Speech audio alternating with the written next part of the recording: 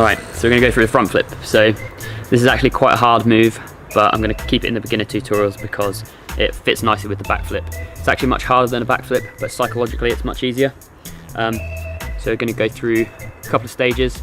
We're going to go through the takeoff, the run and the takeoff, the tuck, and then the landing.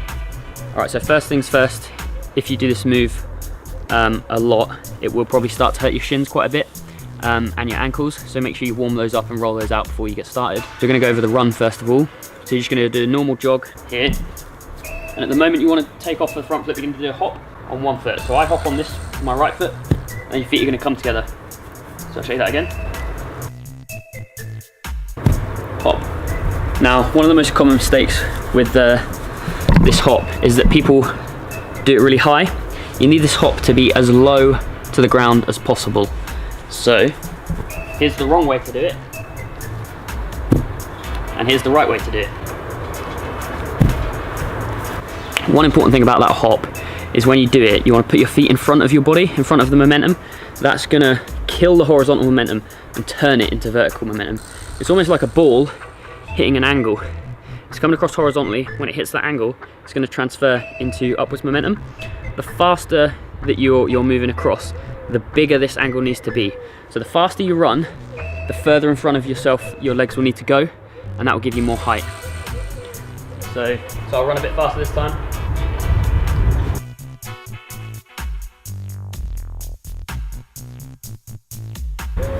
So you see how stamping at that angle starts to throw me up and into the flip a little bit? This is the most important thing in the front flip.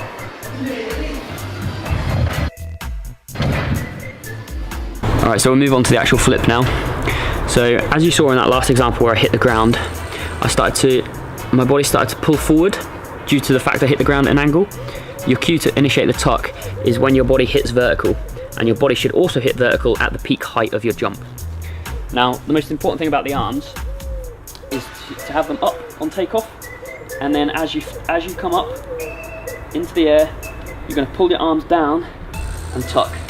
When you tuck, you want to be pulling your legs over your head rather than your head under your body. A good tip someone gave me when I was first learning was, imagine that you're trying to do like a slam dunk with a basketball, and at the point that you dunk with your arms, you wrap the tuck and you go as high as possible. And that will stop you tucking too early, which is another common problem. Another point to make about the tuck is a common mistake is that when people take off in the jump, they swing the arms up. Now, if you swing your arms up to then try and do a front flip, you're going to have a lot of momentum going backwards, and when you flip, it's almost like the flip's not going to happen. A lot of people do this, they try to flip and it looks like their body just can't get round. So that's normally to do with arms. So like I said, take off with the arms, and arms come down here. You can either take off like this, or if you take off like this, your arms need to come back, and that's called a Russian front. So I'll show you one of those quickly. Yeah, there you go. Steezy? It's still shit landing though, it's not like, yeah. I much prefer conventional tuck than the Russian tuck, as you can probably tell. Some people do it like that. Freerunners, yeah, fucking freerunners. Why do they do it like that? They just think it's easier. Like, they think it's because they normally do webs, I think. Yeah, it's because and then they get used to doing it. Who was it? I think it was Daniel Little-Backer who started it. Because he did, oh, so everyone else started doing it. Yeah, so everyone was like, oh my god, Russian lifts are so cool. And right, as soon as you initiate the tuck, stay tucked until you're all the way around, ready to land. I know it's hard, but try and keep your eyes open and chin on your chest, tuck tight. If your chin's on your chest, you're going to see the ground earlier in your rotation. If my head's back like that, I'm not going to see the ground. If my chin's on my chest, I'll see the ground as I finish the rotation. All right, final thing is the landing. A lot of people when they first do this are going to start landing on their butt or on their back. That's fine, just gradually build it up until you get to the feet. The first landing is probably going to be feet and your ass at the same time. The key to getting a good landing is those first steps, getting a good punch into the ground and getting a good tuck, seeing the ground and then opening out at the right moment. First ones you land, you're probably not going to be able to open out. Just keep tucked until you land, keep it tight, until you get used to where you're landing. Right, so that's it for the technique. So we're going to go through some ways to get used to doing the front flip now, some prerequisites. So first one, of course, is a forwards roll. Try to do a little jump off your feet into the forward roll. And just like in the front flip, try to be pulling your lower body over the top of yourself rather than your upper body under. So you get to here, and then I'm gonna pull my butt over my body.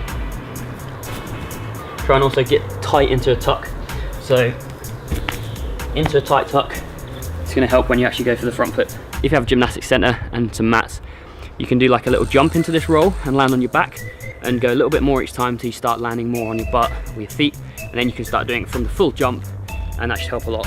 Now, don't do this on grass, because it'll probably hurt, but I'm gonna do it on grass anyway, and just show you jumping over on that front roll onto your back a little bit. So you'll come up, you're gonna go for the roll, and I'm gonna pull my lower body over and just land like on my butt or on my back.